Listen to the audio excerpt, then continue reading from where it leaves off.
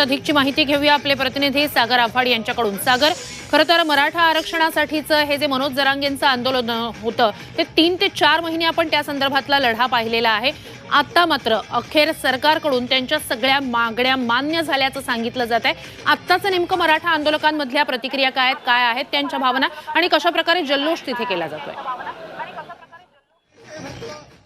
नक्कीच शासनाचं शिष्टमंडळ आलं, शिक्षण मंत्री दीपक केसरकर आले, त्यांनी संपूर्ण अध्यादेश जो आहे तो मनोज जरांगे पाटील यांना दिला आणि जरांगे पाटील नंतर अध्यादेश घेऊन पूर्ण माहिती घेतल्यानंतर मराठा बांधवांना विचारण्यासाठी खाली आले, तर खाली मोठी गर्दी जी आहे ती झालेली होती। सर्वांचा विचार घेतला आणि नंतर त्यांनी पाऊल उचललं की आता आम्ही आंदोलन मागे घ्यायला तयार आहोत। मग दीपक केसरकरांनी मुख्यमंत्री एकनाथ शिंदे यांच्याशी बातचीत करून दिली आणि सांगितलं की तुमच्या हस्ते आम्ही जे अध्यादेश आहे तो घेऊ आणि आंदोलन संपू। त्यामुळे मराठा बांधवांमध्ये एक आनंदाचं वातावरण पाहायला मिळत आहे। जी 24 तासने वेळोवेळी याचा पाठपुरावा केलेला होता।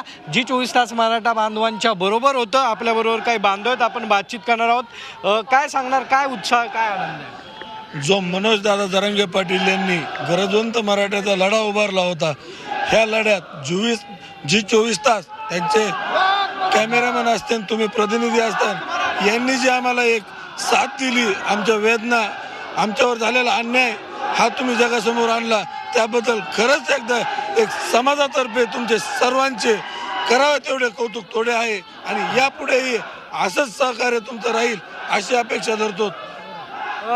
बाबा, काय वाटतं, एवढ्या वर्षांनी आता आरक्षण मिळणार आहे, काय आनंद आहे? तुम्ही चालत आलात, गेले 5-6 दिवस चालत होतात आंदोलन।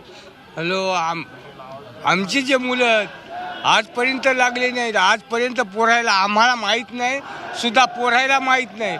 हे जे आरंग पटल्यानं जे हे केलं, हे सत्य केलं आणि कोणाचा पैसा घेतला नाही, काहीच नाही, हे स्वतःच्या जिंदगीवर ते राहिले।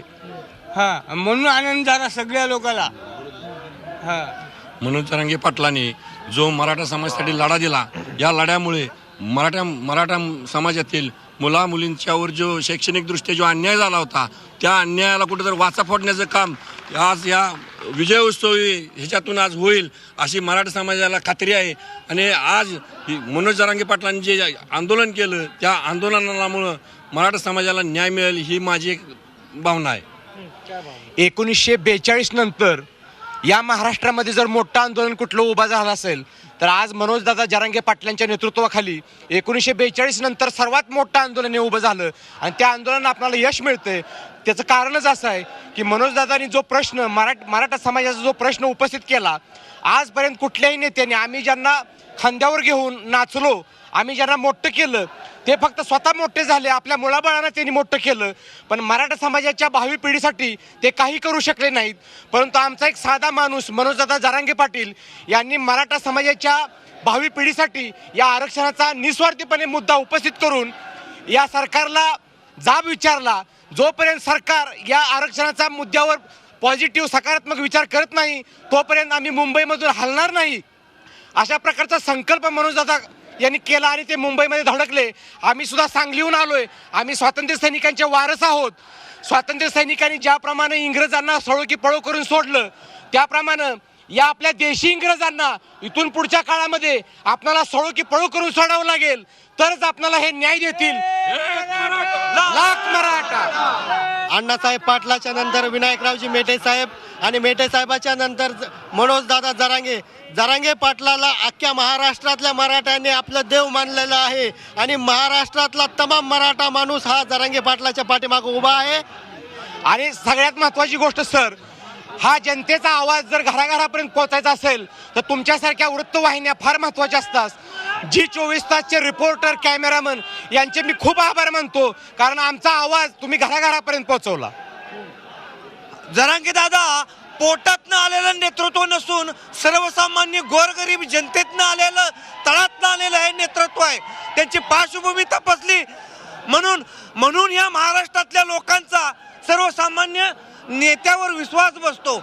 आज प्रस्थापित नेते, प्रचंड संपत्ती मिळवलेले, त्यांच्यावर अजिबात या महाराष्ट्रातल्या जनतेचा कधीच विश्वास बसणार नाही।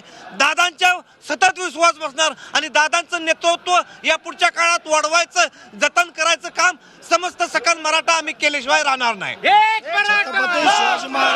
छत्रपती शिवाजी महाराजांनंतर आम्हाला नेतृत्व मिळालं असेल तर फक्त मनोजदादा जरांगे पाटील यांचं नेतृत्व आम्हाला मराठ्यांना मिळालं. त्यांनी लेकराबाळाच्या भविष्यासाठी महाराष्ट्राचा गोरगरिबांच्या विकासासाठी त्यांनी जो लढा उभारला त्याच्यात 300-400 मुलं हुतात्मे झाले, त्यांचं बलिदान झालं. आणि त्याच्यानंतर विनायकराव मेटेसारखे, अण्णासाहेब जावळेसारखे मृत्युमुखी पडले. पण त्यात लढा या मनोजदादा जरांगे यांनी 20 वर्षापासून सतत चालू ठेवला. आणि कटांगे मनोजदादाचं एकच ध्येय होतं, कटांगे मगर पीछे नहीं हटेंगे, लढा जितकर ही लाएंगे मुंबई से. हे त्यांचं स्वप्न आज साकार झालं. या विजयाचे शिल्पकार मनोजदादा जरांगे पाटील आणि त्यांच्या 36 जिल्ह्यातील हे 36 नक्कीच सागर, या सगळ्याच आंदोलकांच्या भावना ज्या आहेत त्या आता आपण समजून घेतलेल्या आहेत. तुमच्याकडून वेळोवेळी तिथले अपडेट्स घेत राहणार आहोतच. तोच धन्यवाद तुम्ही दिलेल्या संपूर्ण माहितीसाठी. तर जल्लोष हे सगळे मराठा आंदोलक या ठिकाणी करताना दिसत आहेत. ही वाशीतली दृश्य आहेत. एकीकडे शाहिरी पोवाडे सादर केले जात आहेत, स्टेज या ठिकाणी उभारण्यात आलेले आहे. तिथेच मुख्यमंत्र्यांच्या हस्ते मनोज जरांगे उपोषण सोडणार आहेत आणि हे सगळेच मराठा आंदोलक जे आहेत ते जल्लोष करताना दिसत आहेत.